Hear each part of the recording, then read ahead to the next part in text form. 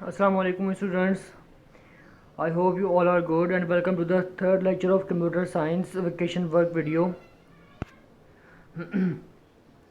Continue करेंगे हम लोग नेक्स्ट टॉपिक अपना। तो इस टॉपिक के अंदर हम लोगों ने एक वैल्यू देनी है और वैल्यू देने के बाद हमने ये कंपेयर करना है कि ये इवन है या फिर ऑड है। ठीक है, इसके बारे में डिटेल हम लोग पढ़ चुके हैं। हम लोग जो है वो रफली से यहाँ पर प्रेजेंट कर लेते हैं वैल्यूज़ देके और उनके ऊपर कैलकुलेशन परफॉर्म कर लेते हैं। सबसे पहले देखिए हमने अपना प्रोसीजर स्टार्ट किया। सेकंड पे हमने यहाँ पे एक नंबर जो है वो इनपुट ले लिया और नंबर इनपुट लेने के बाद हमने उसका रिमाइंडर कैलकुलेट कर लिया। रिमाइंडर कैलकुलेट करने के बाद हमने ये चेक किया कि क्या वो रिमाइंडर ज़ीरो के इक्वल आ रहा है। अगर वो ज़ीरो के इक्वल आ रहा है तो येस वाला पार्ट चलेगा और येस वाले पार्ट में क्या प्रिंट हो जाएगा कि नंबर इवन है, देन आपका प्रोसीजर एंड हो जाएगा। और अगर मिसाल के तौर पर रिमाइंडर जो है वो ज़ीरो नहीं होता तो जाहिर है कि नो वाला पार्ट चलेगा। नो वाले पार्ट के अंदर प्रिंट हो जाएगा आपका ऑड नंबर और देन आपका प्रोसीजर एंड हो जाएगा। नेक्स्ट आपके पास जो क्वेश्चन है आपके वेकेशन वर्क के अंदर वो है कि आपने थ्री गिवन वैल्यूज़ आपको थ्री वैल्यूज़ जो है वो गिव की जाएंगी और आपने ये देखना है कि इनमें से जो लार्जर है वो कौन सी है। तो देखें यहाँ पे कि हमने जो है वो थ्री वैल्यूज़ रिक्वायर्ड की हैं सबसे पहले इनपुट में और उसके बाद हमने एक लार्ज नाम का वेरिएबल बना के उसको n0 के इक्वल रखा हुआ है।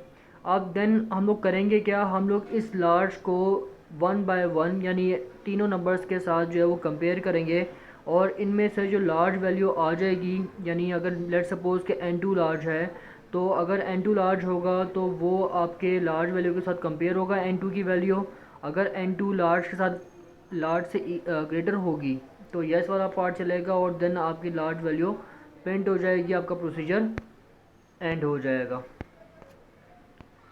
इसके बाद नेक्स्ट जो आपके पास टारगेट है वो ये है कि आप लोगों ने प्लेन इंटरेस्ट फाइंड करना है। तो प्लेन इंटरेस्ट फाइंड करने के पास के लिए जो आप लोगों के पास एल्गोरिथम है वो मैंने आपको दिया हुआ है।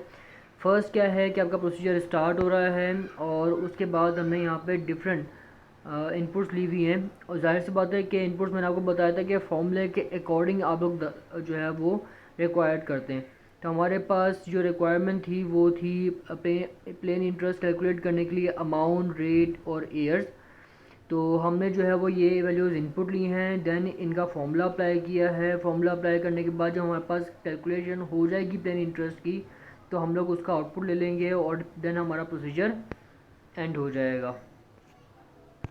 इसी तरीके से फ़ारेनहाइट है तो फ़ारेनहाइट के लिए अच्छा इसमें हम दो काम कर रहे हैं इस एल्गोरिथम के अंदर। एक तो फ़ारेनहाइट से सेल्सियस में जा रहे हैं और इसी तरीके से सेल्सियस से फ़ारेनहाइट के अंदर आ रहे हैं। तो देखें यहाँ पे हमने क्योंकि सबसे पहले हम लोग फ़ारेनहाइट कैलकुलेट करने लगे हैं तो मैंने यहाँ पे सेल्सियस जो है वो इनपुट लिया है। सेल्सियस वैल्यू पुट करने के बाद मैंने फ़ारेनहाइट कैलकुलेट किया है और देन फिर मैंने जो है वो अपना आउटपुट फ़ारेनहाइट को कर दिया है।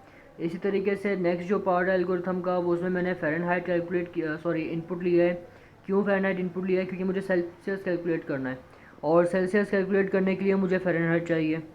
तो फ़ारेनहाइट इनपुट लेने के बाद मैंने यहाँ पे सेल्सियस का फॉर्मूला अप्लाई कर दिया और देन फिर मैंने सेल्सियस को आउटपुट ले लिया और अपना प्रोसीजर मेरे पास यहाँ पर एंड हो जाएगा। इसके बाद नेक्स्ट जो हमारे पास है वो है ट्रुथ टेबल। बड़ी डिटेल से हम लोग डिस्कस कर चुके हैं 8 क्लास के अंदर।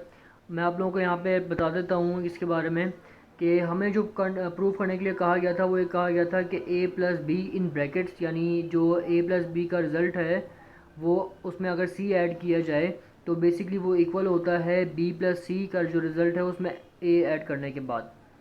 तो देखें यहाँ पे मैंने आपको बताया था कि सबसे पहले हम लोग सिंगल हेडिंग बनाते हैं। तो ए बी सी हमने सिंगल अल्फ़ाबेट्स बनाए, इनकी लेबलिंग की, इनकी पॉसिबल हमने इनपुट्स जो है वो प्रोवाइड कर दी हैं।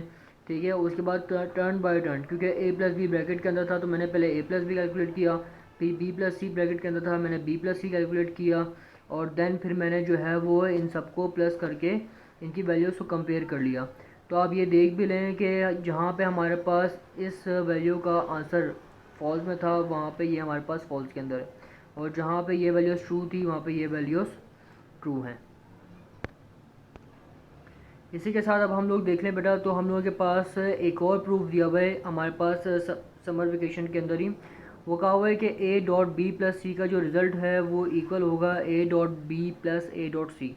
तो सबसे पहले तो हमने देखें यहाँ पे ए बी और सी के 3 पॉसिबल इनपुट्स हमने जो है वो पुट कर दिए हैं। उसके बाद 2 की पेयरिंग हमने की हुई है, पहले बी प्लस सी, क्योंकि बी प्लस सी हमारे पास ब्रैकेट के अंदर था, फिर ए डॉट बी पुट किया, फिर ए डॉट सी। इनकी वैल्यूज़ कैलकुलेट करने के बाद जो है पहले बी प्लस सी को मैंने ए से रिज़ल्ट ले लिया है, हमारे पास ये आउटपुट्स आ गई हैं। और ए डॉट बी इसी के साथ ए डॉट सी है, तो इन दोनों को हमने ऐड कर दिया इनकी वैल्यूज़ को, और हमारे पास ये रिज़ल्ट आ गया। तो एट दी एंड आप ये देख लें कि आपके पास जो रिज़ल्ट था वो सेम है। ठीक है, तो ये हमारे पास प्रूफ भी हो गया।